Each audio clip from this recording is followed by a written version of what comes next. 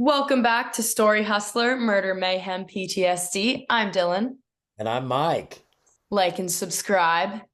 Yeah, And and that's important. We need people to like and subscribe. Off yeah, the top, help us out. it's We're doing a important. lot of things these days. You're back overseas. You're still there. We may be having our own little interesting road trip on the other Yeah, side of the pond here coming up. So episodes, perhaps from Europe, maybe. com- coming soon. But we Yeah, still have, but yeah, it's not like we don't have stuff here in the United States of America to talk about. yeah, there is a lot going on, especially with the trial of Heber Jeffs that just took place recently. We discussed that in our last episode a little bit, but we wanted to dive into more detail about that because it's pretty crazy. I've been trying to put this, collect my thoughts on how I felt about this. We went up on that road trip, our Revelation road trip, which we sort of cheekily titled it. But we went up with two events to go cover two events. This news conference where a bunch of people were standing in front of the cameras with photos of their missing children pleading for help. Heartbreaking. Yes. Really a moment. It sort of built up over the year, these families missing their children. And then juxtaposed, hard juxtaposition against that, such a contrast. Just up the road, a guy was facing kidnapping charges for taking one of these children, these kinds of children, children spirited back into the FLDS community. And you and I sort of have been connecting the dots, I think, long before most people on this story. Yeah. And and we saw that this trial of this man Heber Jeffs really crystallized everything, all the problems that we're talking about with those other families. Yeah, but what's interesting, they didn't call it kidnapping, which would be too straightforward. They called it custodial interference. Well, that's what it turned. That's what it turned into. Yes. We got to unpack this a little bit so Yes. people know what we're talking about. But like I said, I have been struggling with sort of how do I feel about that, our experience with this press conference and this hearing. Yeah. It really didn't amount to a trial, but it's done now. It's a Yeah. done deal. But so how do I feel about it? And honestly, it's left me sort of depressed. I mean, Yeah. and a little disheartened, saddened that the criminal. I watched this. I watched this for decades. The criminal justice system doesn't really understand what they're dealing with a No. guy like Heber Jeffs, and what happened to this guy. He couldn't have gotten a better, sweeter deal. I guess in my thinking, trying to figure out how I feel about it, let's give the devil their due. I mean, at the end of the day it was a big win for Warren Jeffs. And it was a great day in court for his nephew, Heber Jeffs. Yeah. And it was sort of a kick in the gut to those families. Sort of. It was a total kick in the gut. Kick in the gut to those families who were saying, our children are disappearing. You got a guy who's, is really the perfect example of what's happening. And you And basically you just let him go. let him go. Honestly, So I would say it's a slap on the wrist, but I don't even think it's a slap on the wrist.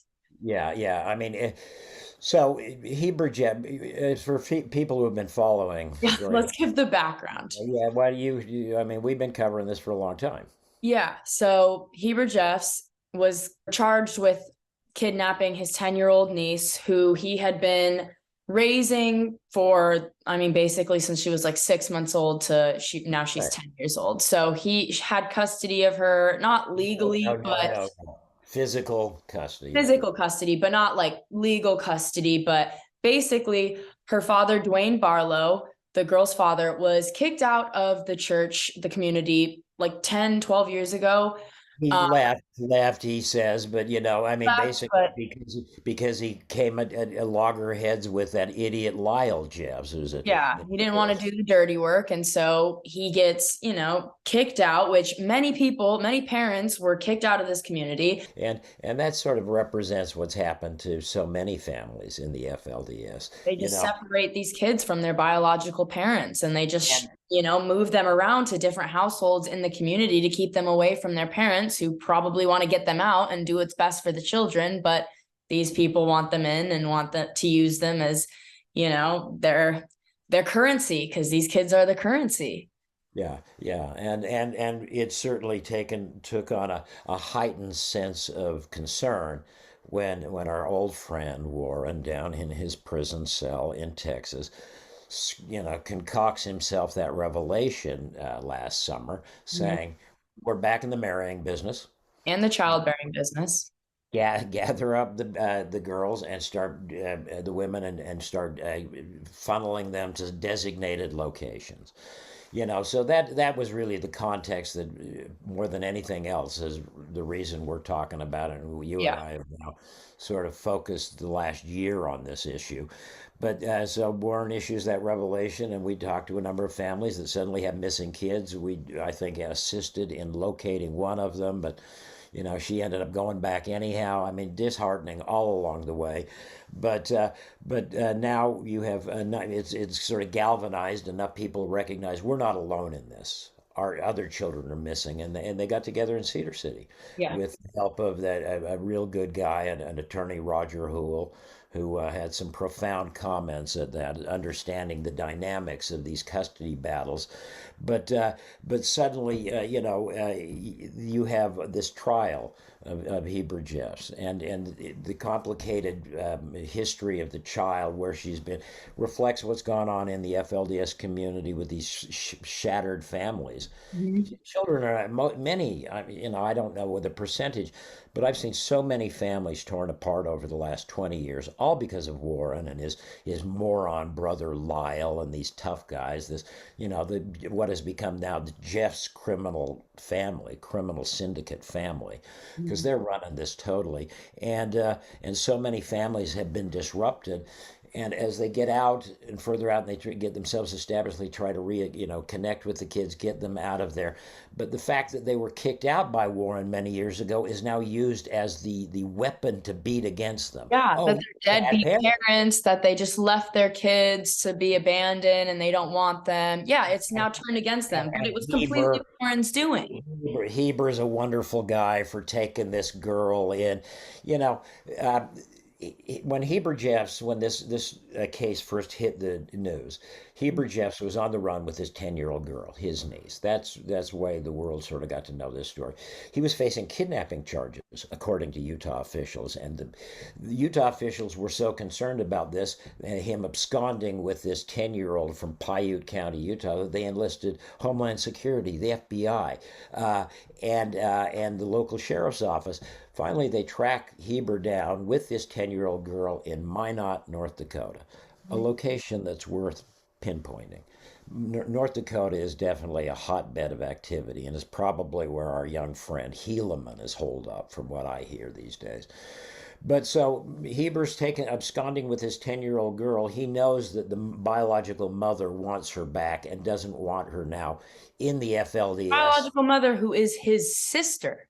Yeah, yeah. I mean, so everybody's related. So but the long and the short of it is, early on, I mean, I think the prosecutors and the cops understood the severity of this case, and they called it a kidnapping, and Yeah. they enlisted the cavalry to go track this guy down. Thank God they did. Yeah. Busted his ass in Minot, North Dakota, brought the girl back. She's now with her mother, who I don't believe is inside the FLDS anymore, navigating her own track course in life, and we wish them the best. But the bottom line is, early on, I think prosecutors and cops saw this for what it was. That moron Heber Jeffs didn't take that little girl just because he thought it was a good idea on his own behalf. Yeah. And the early documents in this case, they spelled out he was doing this because of Warren's cockamamie revelation to gather up the girls, and we're back in the marrying game. I mean, Yeah. there was no ambiguity about it where prosecutors and cops thought this was going. Uh-huh. Okay, they bust his ass. They bring him back here. You think, okay, finally, you got to start holding Warren's henchmen, the people who execute. And again, Heber didn't do this because he thought it was a good idea. He was told by Warren and Helaman to do that. Yeah. Okay, that seems to set up a good dynamic in court. They're going to slam this guy. They're going to set an example for all these other people who are absconding with children. You could get in a lot of trouble, and this case could have sent that message. And it could have The sent a message to Warren, like, stop putting out revelations. You're in prison for a reason. You don't just get to continue to do criminal activity from behind bars. And he is totally operating this, and really, it is just Warren has got a very sophisticated criminal enterprise now going out of that Texas prison It's a system. human sex trafficking ring. Well, and that seems to be the point that the prosecutor and the judge seem to have forgotten. They overlooked it completely. It was just, they took it as like a single, one-off kidnapping case that Oh, he yeah, just. well, it wasn't. It didn't end up even being a kidnapping case. Exactly, but that's kind of how they treated it. Oh, he just did this, like he had no ill intentions. He just took the girl and was keeping her away from her deadbeat mom who gave her up and was never around, and the father who never visited. And, Right. he was doing the Lord's work by raising this It girl. But sounded like it in his sentencing hearing. So yeah, it sounded like, oh, well, this man wasn't doing anything wrong. He had the best interest of the girl at heart. But I feel like we should look at, why did he take her in the first place? It yeah, wasn't because he was getting her away from some horrible situation at home. It wasn't anything like that. He took her with the intent to get her married off and impregnated. yeah. Well, and that would certainly be the trajectory that I would forecast too. That's what And they do in that community. let's fill in some gaps. So Heber gets busted and gets himself a high-priced lawyer out of Salt Lake City, and the prosecutor, who initially seemed quite interested in this, and seemed to be connecting the dots that he was acting on Warren and Helaman's behest. But you get to a hearing the other day, and we just watched this hearing. Hope maybe someday we can share it with our audience. But they had a hearing, and they're all doing this on Zoom, and so the judges in one spot. But we were able to see a copy of it. And this case where they were talking kidnapping and insinuating a conspiracy with, that's all went away, because after the prosecutor in Piute County, a guy named Scott Burns, and an attorney from Salt Lake City, representing Heber and the FLDS Church. They went before a judge down there, Judge Bagley, and basically said, "Kumbaya, we've had a couple of phone calls, and now forget about kidnapping. We're going to charge Mr. Jeffs now. He's going to plead guilty." So they'd already worked this deal out. Yeah. He's going to plead guilty to a third degree felony custodial interference. It's a bullshit charge. It's a nothing charge. Kidnapping down to custodial interference. But beyond that, in this hearing, he's out. He's released today. No more, and probably is never going to, it would probably get about 90 days, but they're going to give him time served. So Heber Jeffs is now out and about. A free man. Back to his life. No travel restrictions. He can go back to North Dakota.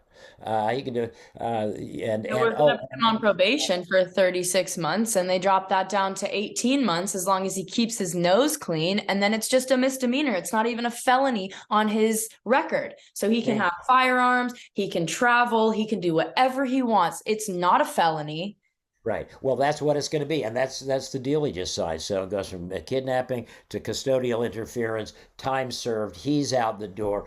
36-month probation, but we'll cut it back to 18 months. The only thing they didn't do is give him a limo ride home. Bada bing. And so he's out, and I think that a number of those families that spoke up in Cedar City are rightfully pissed off. Yeah. And guys like Heber are just carrying the water for Warren and Helaman. That's all he's Their doing. kids have gone missing because of people like Heber who are assisting in the kidnapping of these children.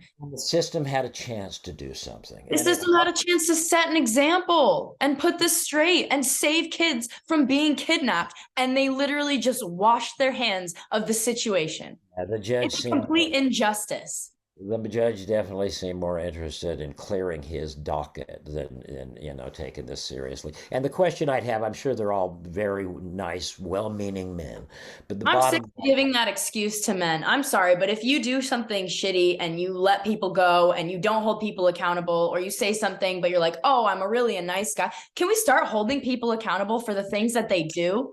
all right, but the question I posed to the prosecutor and the judge who signed off on this deal, I know why the Heber's attorney signed off on it. It's a smoking hot deal. But the question, what, gentlemen, what do you think? Why do you think Heber took that girl? What was the motive? What was her destiny if they hadn't tracked her down? In the wake of Warren saying, we're back in the marrying game.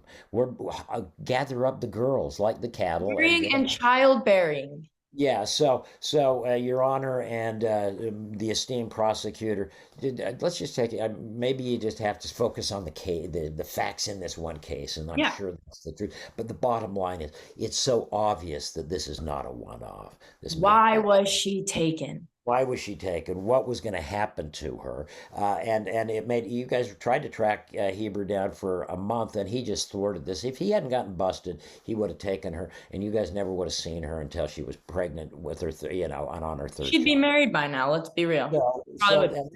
and it's frustrating because I've been doing this long enough, long before Warren was ever charged with anything. And early on, prosecutors had to have guts, and they had to, none of these cases are easy. And a lot of people have said, "Oh, they're too hard." I've seen that, but I've also seen a handful of prosecutors who had the balls, the guts, the fortitude to, I know they're tough cases, but this is an important case, and it really none of these are just one-offs. We will send a message to, in essence, a criminal community, largely criminal community, that you can't do this stuff as overtly as you think you can.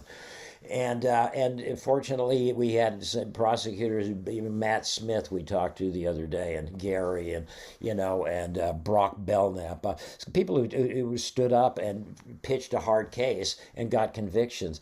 They had a chance here, these guys, to send a message, and they clearly knew that it was part of a larger scheme, as they It's in the talked court about it documents. in the early documents, that they saw that this was being orchestrated by Warren. Well, they forgot about that in court. He's out.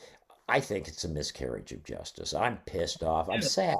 I'm a little depressed over the whole thing. I do too. Kids, I mean, these young girls are going to continue to be kidnapped and abused Yeah. because these guys just decided to wash their hands of the situation.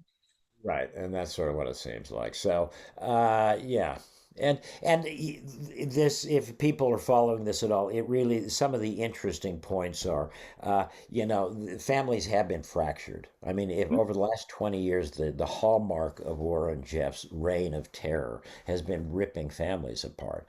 So you've got one parent that got kicked out at one time, one parent that stayed in for a long time and then got kicked out another. So they're universes, thought wise, theologically, morally apart now. And these kids, and you've had this entire generation of kids separated from biological mom and dad who have basically, in essence, become the children of the cult. And they've been brainwashed to think that their parents are the most wicked people on earth. And that, if they go back to them, that Right. they're wicked and damned to eternal damnation, all of that craziness that they brainwashed them with. Somebody goes into court now and starts vilifying the mother or father who's trying to get the kid out and trying to get custody of the kid. Oh, well, you went AWOL for all this time. Got judge and prosecutor, why? They all got kicked out by Warren or his thug moron brother Lyle. And then we're prevented from seeing their kids. And the reason what tore their families apart was Warren. And Yes. then now they're trying to get their shit together, lives back together, and now it's being used against them. It's cruel, it's insane, and it shows that the criminal justice system is never going to deal with this very well. No, Warren's created this perfect cycle of abuse that he's just been able to get away with. And for some reason, no one wants to step in and be like, why are these people out of the community? Why did they get kicked out? Why are their kids without their biological parents? I mean, he's literally just created this like brainwash for everyone. And like, he's just getting away with it. Yeah, yeah. And I just want, I'm not a lawyer. But one of the other thoughts I've had while I was thinking this, clearly this local prosecutor punted. Doesn't have the right stuff to see this through, but the he crossed state lines. And the feds were involved in this at one point. And I'm just thinking off the top of my head, these were local charges, kidnapping charges. But if he crosses state lines, that becomes federal charges. And why don't the feds just dropping it in somebody's ear? The prosecutor, you guys were big on chasing this guy down, FBI, Homeland Security. You chased him down, you brought him back. Thank goodness, you did a great job. But you gave him to a prosecutor who doesn't have the metal to see this for what it is. Why don't the feds jump in and charge him? They could still charge him. Uh, is this again? I'm not a lawyer. We'll have to talk to the family consiglieres to see if that's even possible. But the bottom line is, there's another way to get this guy. And until the bottom line is Warren Jeffs will continue to have a very thriving criminal enterprise as long as he's got people on the outside to do his dirty work. And until law enforcement and courts start understanding that this is not just an individual crime, this person is acting in a much larger conspiratorial manner, forwarding the dictates of a lunatic pedophile, self-aggrandizing, narcissistic knucklehead down in a Texas prison cell. Yeah. Yeah. I mean, it's This, a human sex trafficking ring and no one's putting an end to it. And they're kind of they're letting it happen. They yeah, did. They're just like, oh, well, more kids can get abused. I don't care. yeah. So whether you call it custodial interference or kidnapping, the bottom line is that little 10-year-old girl wasn't taken because Heber thought it was a good idea. And she wasn't taken for some benign reason to keep her away from harm. They're rounding up the girls up in Helaman's new shindig up in North Dakota, my guess. And so if people don't know about it, they don't want to know about it. And if people, let these kind of things happen, it's because, People don't know. Well, people know, I feel like. I mean, that documentary perfectly stated what's been happening. And obviously, it sounded like it was in the past, but I feel like we've done enough coverage to show that this is happening in real time, yeah, but those they guys, don't care. yeah, those guys do They're all history. worried about, these freaking made up human trafficking pedophiles in our political system, things that aren't actually happening. They're more concerned about. And this is in real time, and again, our friends doing documentaries. That at this point it seems a little distant because they're doing history lessons. This is still real crime in real time. Yeah. So anyhow, I knew this was going to be probably our biggest rant session thus far. It's just infuriating. And I know in journalism you have to remain unbiased, but how can you remain unbiased when kids are being abused so blatantly and the court system is just turning a blind eye? Isn't that your whole job? That's what I thought too. That's literally your job is to keep people from doing illegal things and Right. raping children and marrying off children to old men is illegal. Like, open your eyes. It's not hard. I'm not a freaking lawyer, but I can connect the dots. I'm Yeah. getting all red and angry, but it's I, infuriating. yeah. Well, I And I will. understand why Dwayne, the father, is so upset. I would be too. It literally, Heber is now free to go kidnap another girl. And I guarantee you, if he ends up back in court, they're going to do the same damn thing they did this time. He'll keep his little nose clean. No, maybe. At least for the next 18 months. When then he'll get it dropped to a misdemeanor, and hey, what the hell? It's back on the road. Hey, listen, great to see you. We got more to do. We still have sort of an interesting episode. We did our friend Dave, artist friend who was close to everybody in our family. An interesting little detail. His people who know his story remember his father doused him in kerosene when he was a little boy in a hotel room and lit him on fire. Dave When he was 6 years old. defied all of the odds and lived a remarkable Lucky. Not long enough, sadly. Not I long wish enough. he was still around. Jay passed away a couple of years ago, but believe it or not, the man who committed that horrific crime, his father, Charles Rothenberg, is still alive, still in prison, and is going up for a parole hearing later this week. And we were hopeful to get some insights from Marie, Dave's mom, and I'm going to appear at that parole hearing as well, which is a first time experience for me. And so, whatever insights, I'll share them with you later.